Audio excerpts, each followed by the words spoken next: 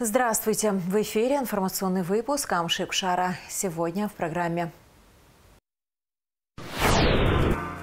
Подозреваемый в стрельбе, совершенной 11 ноября в Сухуме, задержаны. 7-й фестиваль культуры и быта амшинских армян «Амшин» прошел в селе Аракич.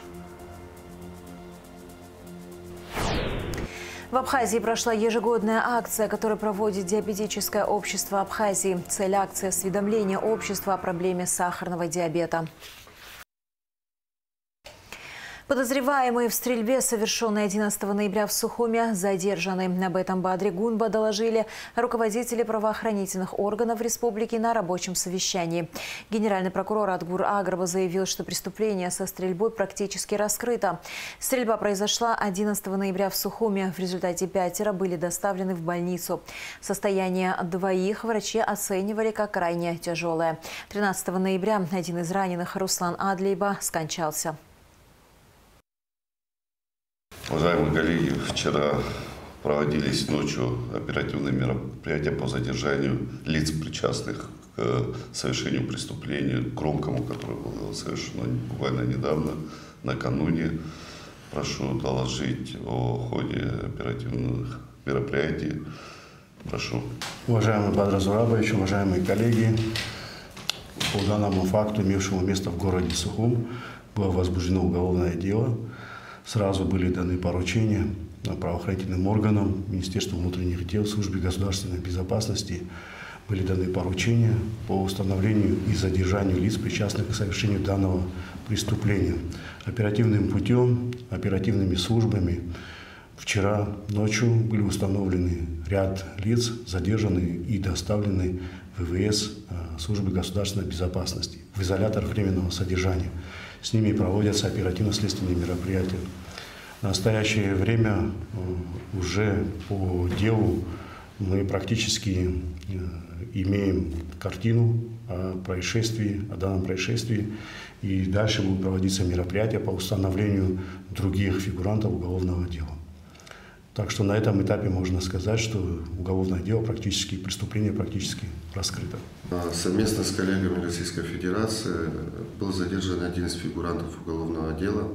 В данный момент проходит процедура по передаче его с Российской Федерации в Республику Абхазия. Уважаемые коллеги, с учетом резонансного совершенного преступления, необходимо это дело держать на особом контроле. Как и предыдущие 2 суток, я лично буду осуществлять контроль в рамках следственных мероприятий. Прошу докладывать оперативно всю наработанную информацию. Благодарю вас за работу. Это принципиально необходимо было сделать оперативно. Это вопрос чести. Правоохранители сработали, на мой взгляд, на хорошую оценку. Я прошу отметить отличившихся сотрудников и поощрить. Адгур Нукзарович, надо будет оперативно, досконально, тщательно закрепиться по материалам следствия, чтобы преступники понесли заслуженное наказание. Это принципиально важно. Это дело должно быть открытым. Наше общество должно знать, что такое преступление будет в полной мере раскрыто, и преступники понесут наказание. Генеральный прокурор Адгур Агарба провел оперативное совещание по ряду резонансных уголовных дел с участием министра внутренних дел Роберта Киут, руководства управления уголовного розыска МВД и Следственного управления Генпрокуратуры. По итогам совещания определены направления по организации дальнейшей работы, даны конкретные поручения о производстве следственных и оперативно-розыскных мероприятий. Вопросы социально-экономического сотрудничества Абхазии и России обсудили премьер-министр республики Владимир Делба и замминистра Минэкономразвития России Сергей Назаров. На повестке дня вопросы о реализуемых инвестиционных проектах в Абхазии. В рамках совещания Сергей Назаров сообщил, что решение по льготному финансированию абхазского бизнеса в 2026-2030 годах уже принято. Также были озвучены предложения по реализации в 2026 году программы поддержки малого и среднего предпринимательства в Абхазии. Сегодня мы обсудим возможность, механизмы поддержки экономических проектов, которые будут реализовываться в нашей стране. Определим механизмы, я так полагаю, способы. Естественно, здесь представители институтов развития с Российской Федерации. Наши коллеги, я знаю, проработали достаточно предметно с ними вчера. С учетом обращения президента в адрес президента России принято решение по льготному финансированию. Механизм финансирования, механизм льготирования он у нас согласован. Вопрос по самому механизму определения проектов, участия банков, участия здесь государства, республики. Нам надо здесь обменяться, наверное, мнениями, каким образом, мы уже об этом говорили предварительно, каким образом, какие предложения по отбору этих крупных проектов.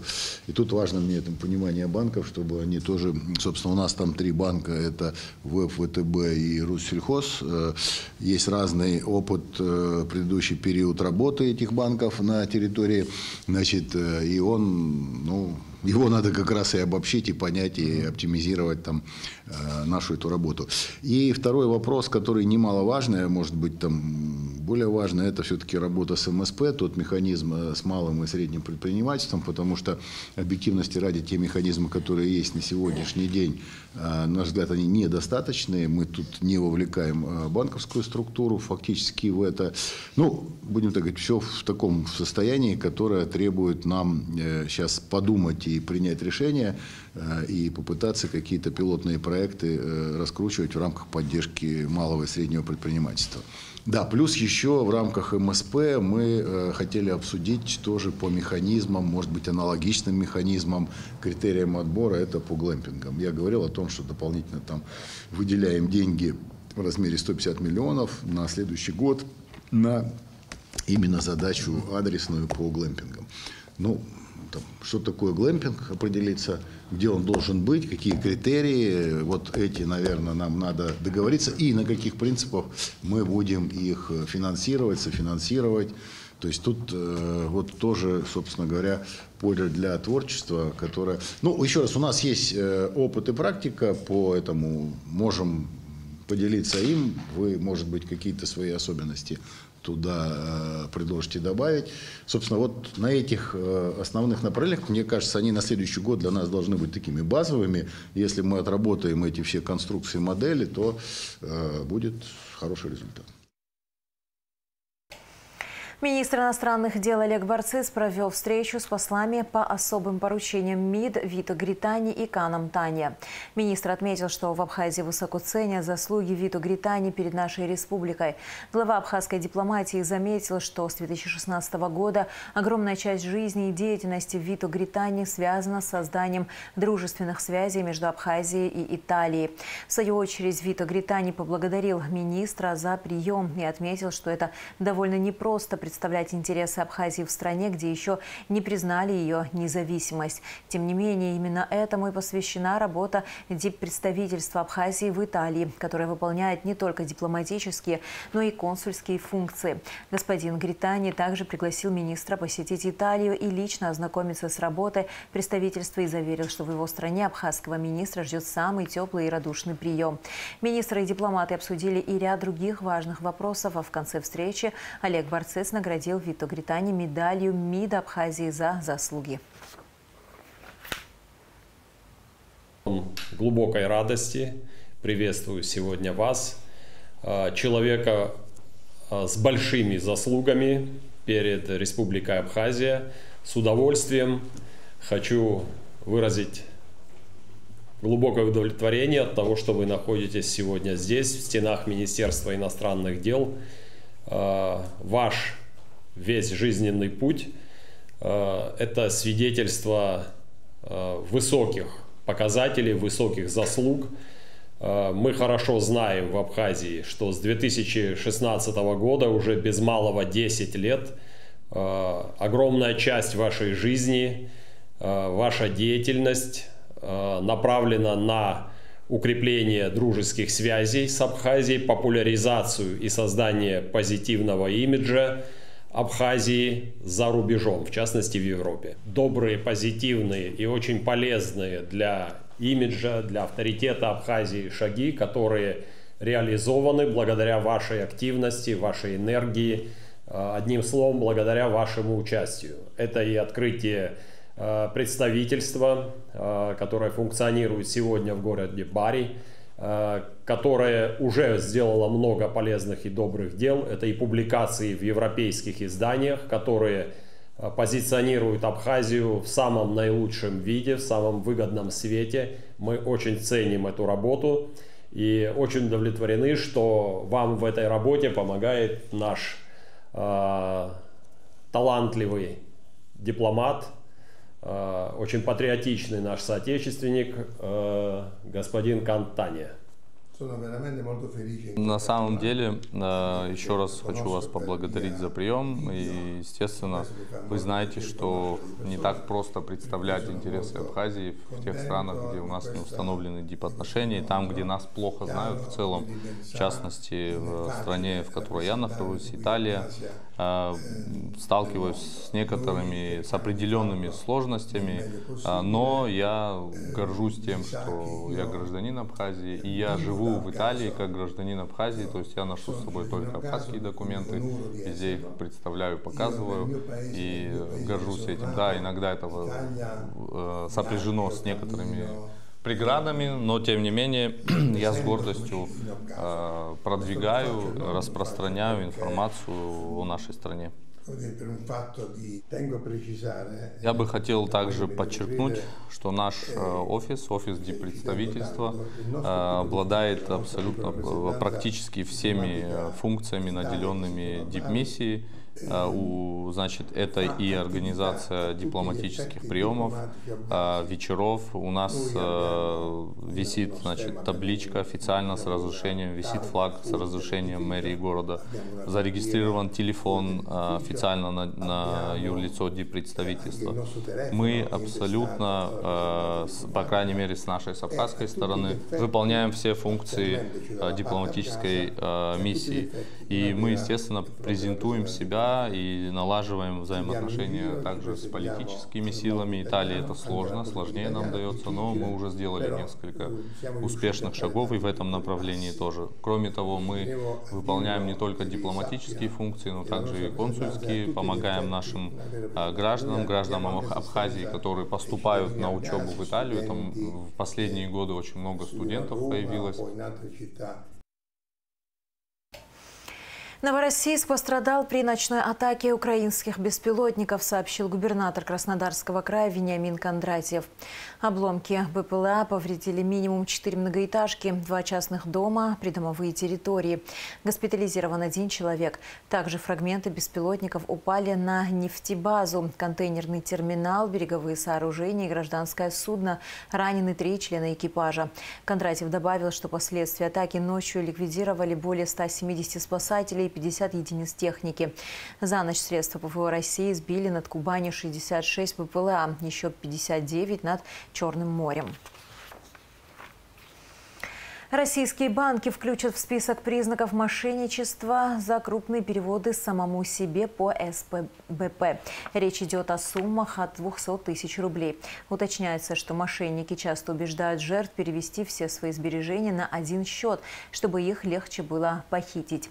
Если за этим последует перевод незнакомцу, лицу, в отношении которого не было операций минимум полгода, это может стать поводом для проверки.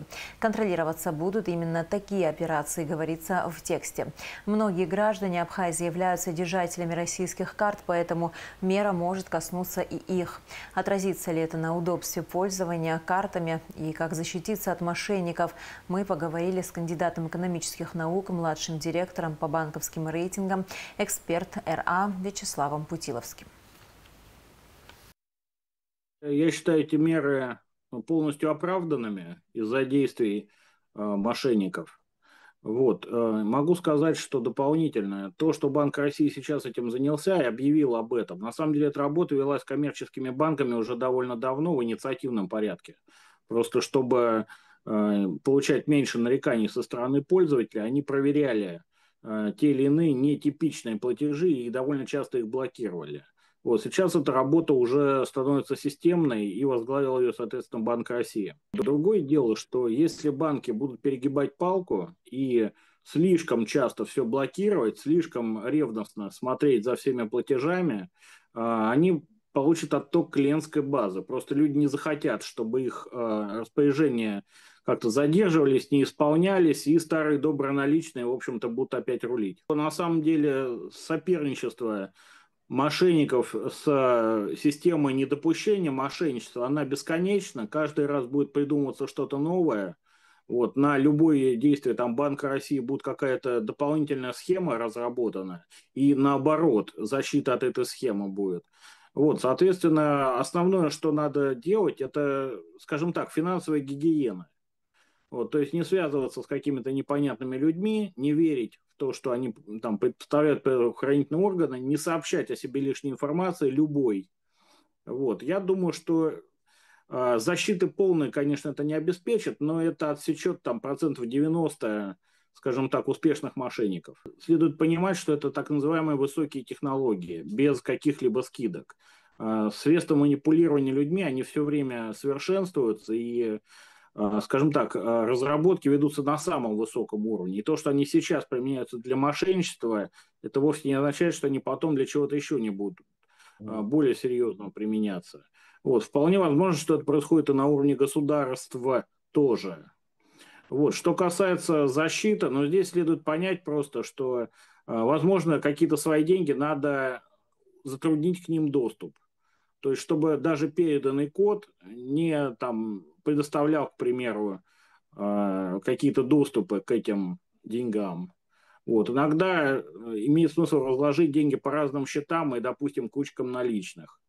Вот. Ну, то есть защита, в принципе, она есть, но, повторюсь, то, что работает сейчас, не работает завтра.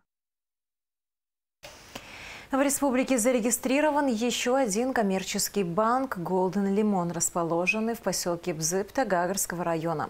Уставной капитал банка составляет 150 миллионов рублей. Соответствующая запись внесена Национальным банком в книгу государственной регистрации кредитных организаций на территории Абхазии.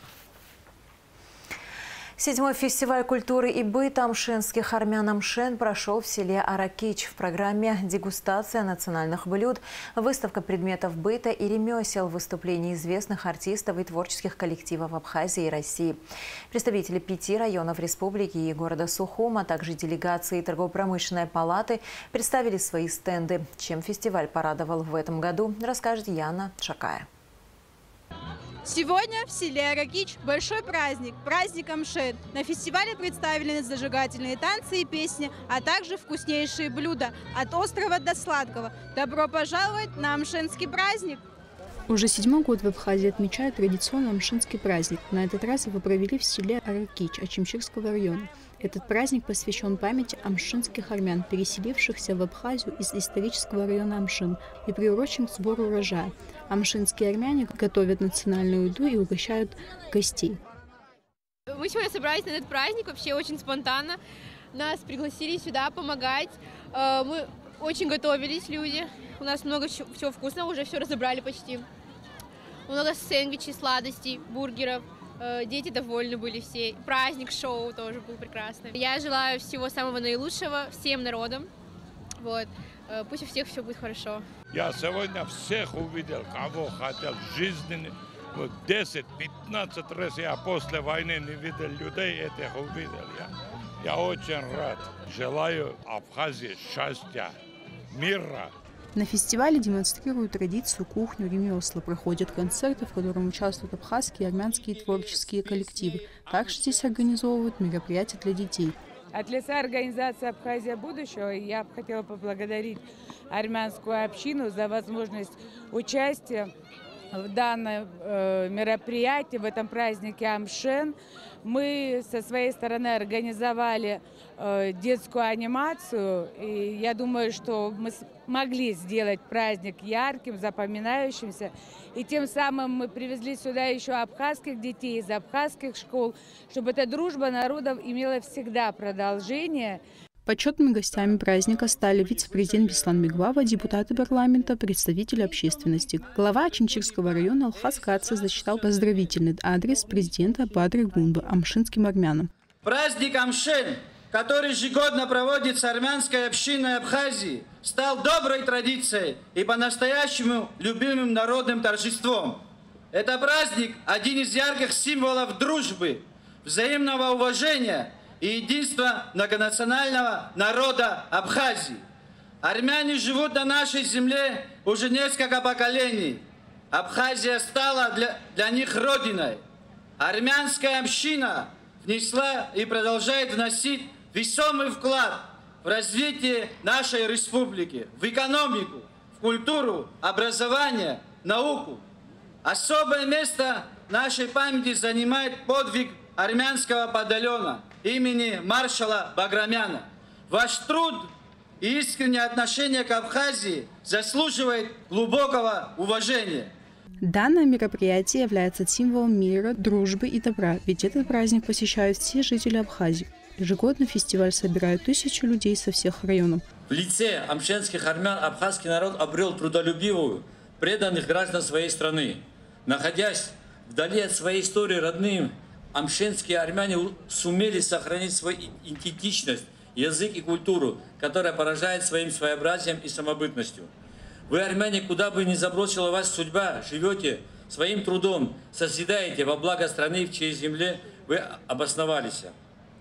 Уверен, из вашей памяти никогда не стерется то добро своего абхазского народа. И всегда это вы доказывали. Доказывали в мирное время своим трудом, а в сражении, в войне доказывали своим участием. Уже по традиции фестиваль ежегодно принимают участие торгово-промышленная палата республики. В самом сердце поляны выставлен стенд с абхазскими блюдами и различными напитками отечественного производства.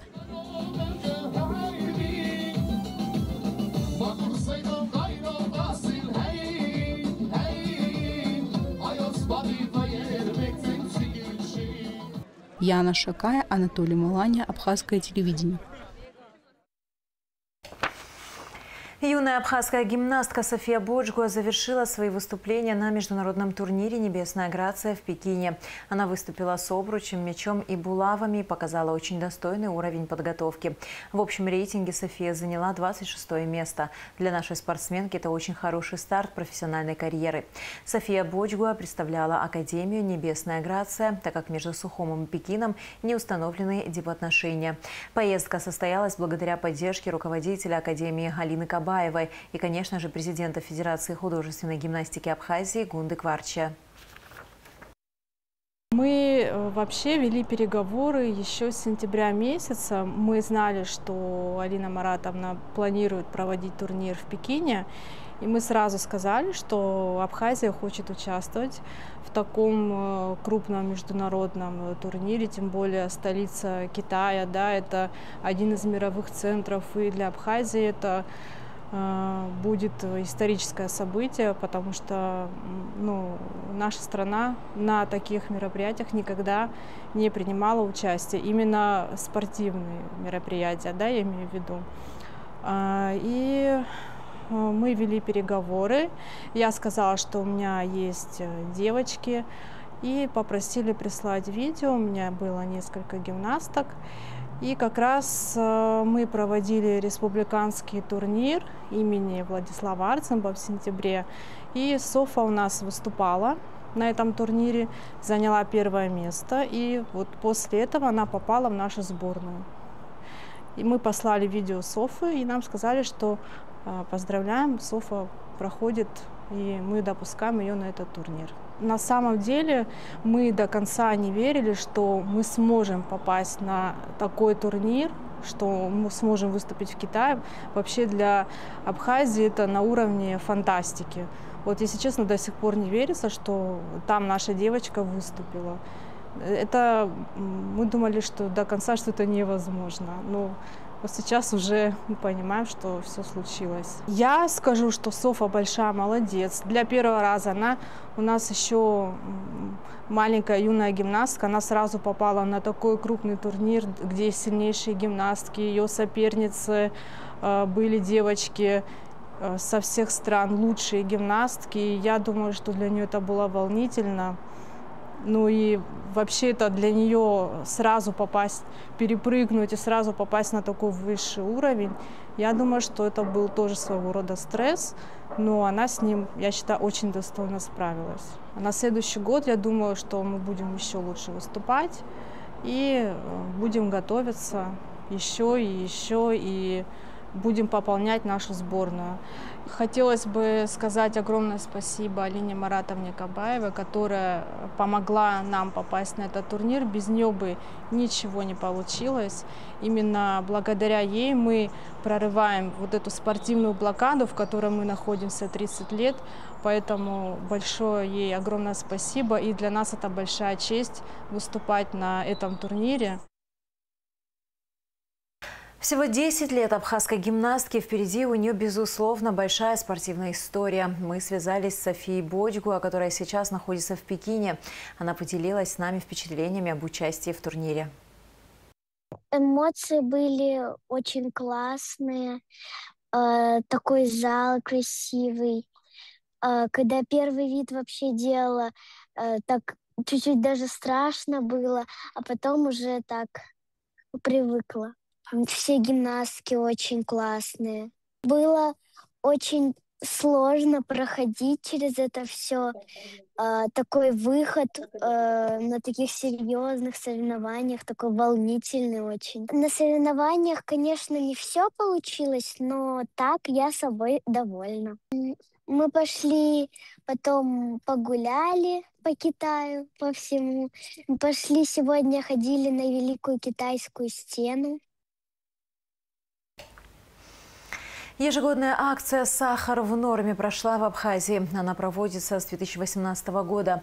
Цель акции – осведомление общества о проблеме сахарного диабета. Ее проводит Диабетическое общество Абхазии при финансовой поддержке благотворительного фонда социально-культурных инициатив, содействии Минздрава и ЦРБ Гагарского района. В акции приняла участие Аилита Арутюнян. Сахарный диабет – хроническое заболевание, медленно уничтожающее организм человека. При нем поджелудочная железа не вырабатывает достаточно инсулина, или организм не может эффективно использовать вырабатываемый инсулин. Простыми словами, инсулин – это ключ, который помогает глюкозе, сахару, из крови попасть в клетки, чтобы дать им энергию. Если этого не происходит, уровень сахара в крови повышается, что со временем приводит к серьезным повреждениям многих систем организма. За эти годы порядка 15 человек, 15 случаев, которые впервые выявлены сахарный диабет. Это когда показатели сахара близятся аж к 20, да, там 18, 19, 20. И зачастую это те люди, которые не собирались даже проверять сахар, которые просто шли мимо, увидели акцию, проверили и выявили у себя такую ситуацию. Почему это важно? Очень многие говорят, я лучше не буду знать, что у меня есть какая-то проблема, но с сахарным диабетом так не работает. Чем раньше мы возьмем его в руки, тем больше мы сможем сделать полезного для своего здоровья. Асида Адлиба отмечает, сахарный диабет – это серьезное заболевание, но не приговор. При правильном подходе, контроле, можно жить качественно и не ощущать болезнь. Среди взрослого населения, конечно же, больше, но в последние 2-3 года мы наблюдаем рост заболевания у детей. И дети – это всегда первый тип, это всегда аутоиммунный сахарный диабет, который только инсулинозависимый. К сожалению, такой рост мы наблюдаем. А то, что касается взрослых, конечно же, больше людей со вторым типом диабета. И это люди, которые должны следить за своим питанием, контролировать это все. Но, к сожалению, очень редко кто это делает, часто нарушает. Необходимо обратиться к врачу, который подберет правильное лечение. Акцию «Сахар в норме» Диабетическое общество Абхазии проводит при финансовой поддержке благотворительного фонда социально-культурных инициатив и при содействии Минздрава Абхазии с 2018 года. Другим, конечно, советую, чтобы все делали обязательно. Всегда надо проверять. Я всегда проверяю. Первый раз в жизни проверил на сахар.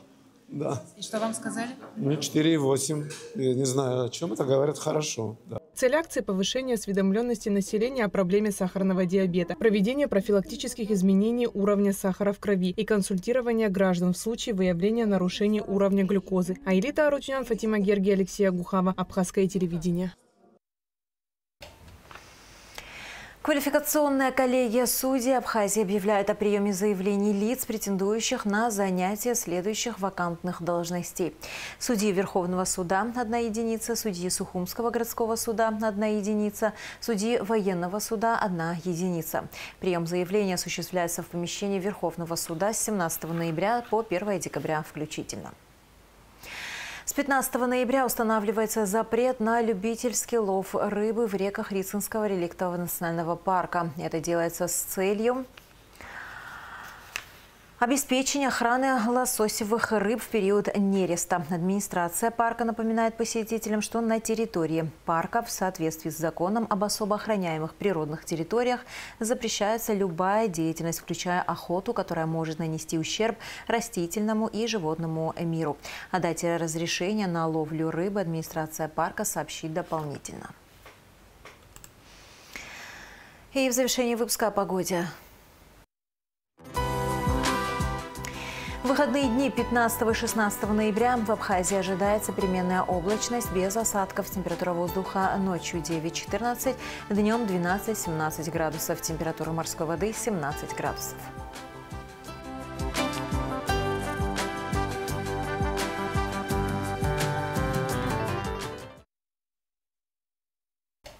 На этом наш выпуск завершен. До скорых встреч в эфире.